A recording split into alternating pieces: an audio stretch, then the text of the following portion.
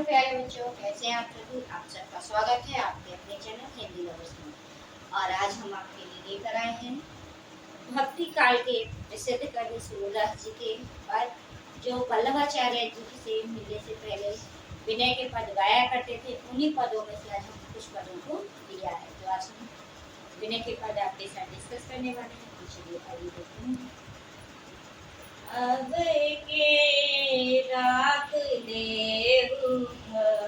भगवान, हो अनाथ बैठो तुम डरिया, पारिन साधे मान, ताके डर में भजो चाहत, ऊपर डूबियो सचान, दो भांति दुख भयो आन, यह कौन उबारे प्राण, सुमिरत ही अहि दस्यो पार दी, कर छूट्यो संधान, सूरदास सर लगियो सचान, जय जय कृपा निधान।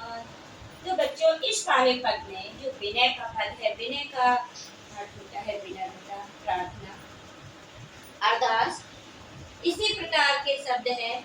और विनय भगवान से, भगवान जो सूरदास कवि है, उन्होंने बहुत ही विनम्र भाव से प्रार्थना की है। और इसमें भगवान की महिमा का, उनके जाप का, उनके नाम के प्रभाव का यहाँ पर कवि ने वर्णन किया है। तो कवि कहता है, अब के राखी लेहु भगवान। अब के मानी ईश्वर, राखी मानी बचा, लेहु मानी लो, भगवान मानी भगवान। तो कवि सूरदास जी ने भगवान से प्रार्थना करते हैं कि हे भगवान, इस बार मुझे बचा लो। हो अनाथ बैठो तुम डरिया, पारिद साधे पान। तो कवि कहते हैं, हो मानी हूँ, अनाथ मानी अनाथ जिसका कोई न हो, बैठो मानी बैठा हुआ, तुम मानी वृक्ष, डरिया मानी डाली, पारिधि मानी शिकारी, साधे मानी साधे हुए, लगाए हुए, बाण मानी बाण या निशाना, ताके माने उसके, डर मानी डर भय, मैं मानी मैं, भाग्यो मानी भागना, चाहत मानी चाहता हूँ, ऊपर मानी ऊपर, रुक्यो मानी मड़रा रहा है या चक्कर लगा रहा है, सचान मानी बाज, दुहु मानी दो, भांति माने प्रकार या तरीके से, दुख मानी दुख, भयो मानी हो गया है, आनी मानी आकर, यह मानी यह, कौन मानी कौन, उबारे मानी बचाएगा, प्राण मानी प्राण या जान, स्मृति मानी याद करते, ध्यान करते, ही मानी ही, अहि मानी साथ शिकारी, स्मृति मानी याद करते, ही मानी ही, अहि मानी सांप ने, डस्यो मानी डस लिया या काट लिया, पारधी मानी शिकारी को, कर मानी हाथ से, छूट्यो मानी छूट गया, संधान मानी तीर या बाण या, सूरदास मानी सूरदास, सर मानी तीर, लग्यो मानी लगा, सचानहि मानी बाज को, जय जय मानी जय जय, कृपा निधान मानी दया के सागर। तो यहाँ पर जो कवि हैं सूरदास जी, वो ये कहते हैं कि हे भगवान, इस बार मुझे बचा लो, इस जन्म में मेरी रक्षा करो। हो अनाथ बैठो तुम डरिया, पारिद साधे बान। कवि ये कह रहा है कि ए भगवान, इस संसार में मेरा तुम्हारे अलावा और कोई दूसरा सहारा नहीं है। मैं इस संसार में अनाथ हूँ और पारिद साधे बान, और इसी भय के कारण मैं पेड़ की डाली पर बैठा हुआ, क्योंकि मेरी रक्षा करने वाला इस संसार में दूसरा कोई नहीं है। पारिद साधे बान, और शिकारी ने मेरे ऊपर अपना जो तीर है वो निशाना लगा रखा है। कवि ने ये बताया कि इस संसार में मैं अनाथ हूँ, मेरा कोई नहीं है, और मैं इस संसार में भय के कारण वृक्ष की ऊंची टहनी पर बैठा हुआ हूँ, और शिकारी ने मेरे ऊपर अपने बाण से निशाना लगा लिया है। ताके डरे में भाजियो चाहत, ऊपर सचा।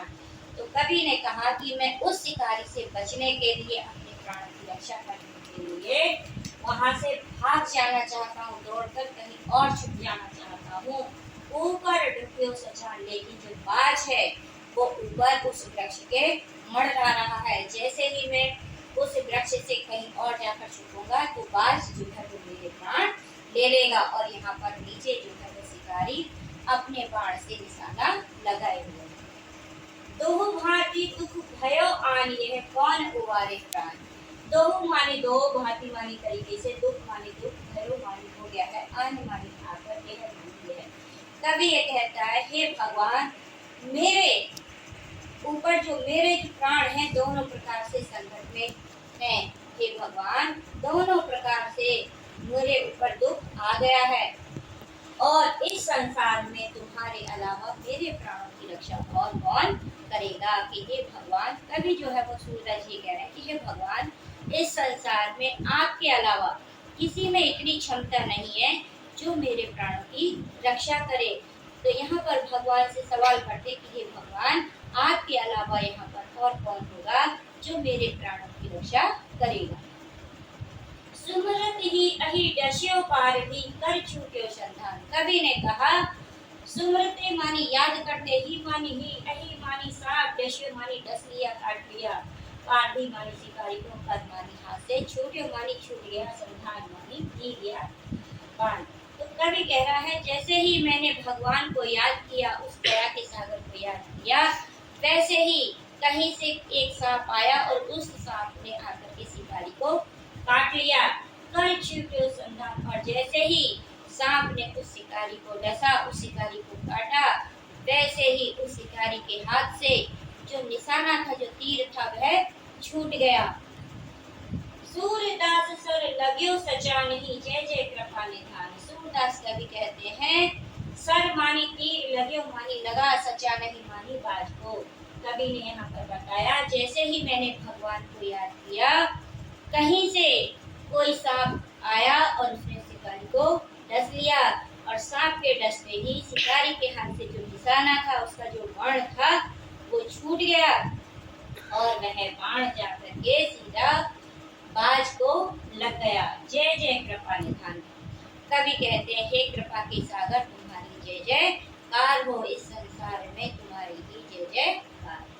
दूसरा पद देखिए विनय का, मेरो मन अनंत कहाँ सुख, मेरो मन अनंत कहाँ सुख पावे, जैसे उड़े जहाज को पंछी, मेरे जहाज पर आवे, कमल नैन को छाड़ी महातम, और देवी को ध्यावे, परम गंगे को छाड़ पियासो, दुर्मति कूप खनावे, जिहि मध करे अम्बुज रस चाख्यो, क्यों करिल फल भावे,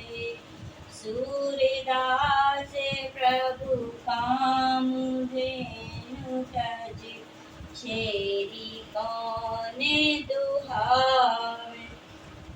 तो इस पद में भी बेटा कवि ने भगवान की विनय की है, भगवान से प्रार्थना की है और उनकी महिमा का यहाँ पर वर्णन किया गया है। देखिए, मेरो मानी मेरा, मन मानी मन, अनंत मानी अन्यत्र या दूसरी जगह। कहाँ मानी कहाँ पर, सुख मानी सुख, पावे मानी प्राप्त करेगा। कवि सूरदास जी कहते हैं कि जो मेरा मन है वो अनंत है, उसके अंदर अनंत इच्छाएं भरी हुई हैं, वह इस संसार में और कहाँ पर सुख प्राप्त करेगा। अर्थात कवि ये बताना चाहता है कि जो मेरा मन है उसको भगवान श्री कृष्ण के चरणों के अलावा, उनकी भक्ति के अलावा और कहाँ पर सुख की प्राप्ति होगी, उसकी कहीं भी सुख की प्राप्ति नहीं।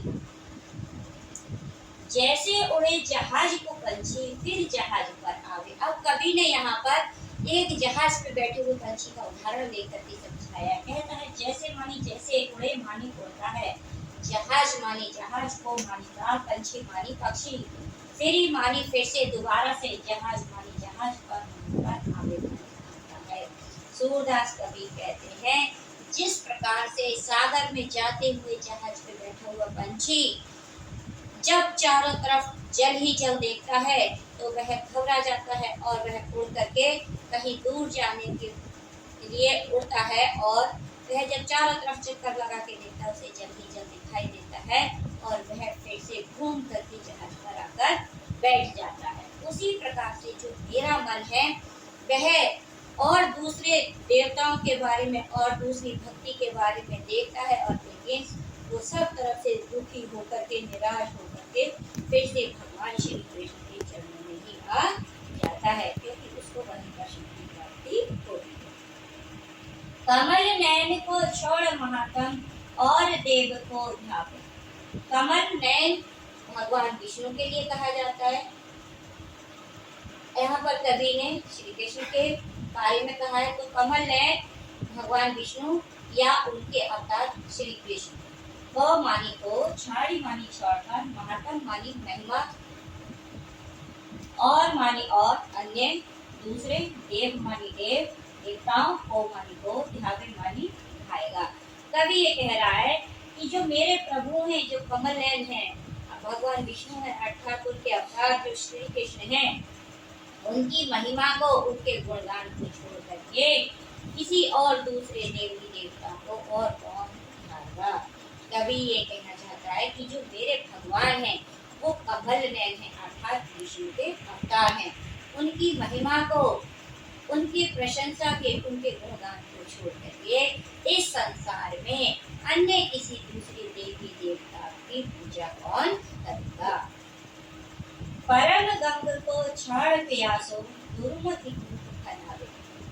परम गंग मानी गंगा, को मानी को, छाड़ मानी छोड़कर, प्यासो मानी प्यासा, दुर्मति बुरी बुद्धि वाला, वो मानी दुआ, खनावे मानी खोदता है।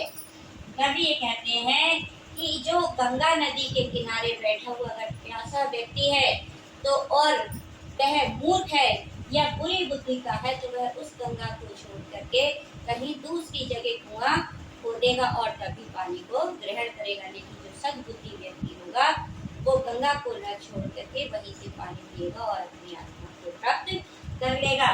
तो यहाँ पर कवि ये कहते हैं कि जो मेरे प्रभु हैं उनकी भक्ति परम गंगा के समान है, और उस भक्ति को छोड़ करके कोई बुरी बुद्धि वाला व्यक्ति ही होगा जो कुएं को खोदेगा और उसके खारे पानी को पिएगा।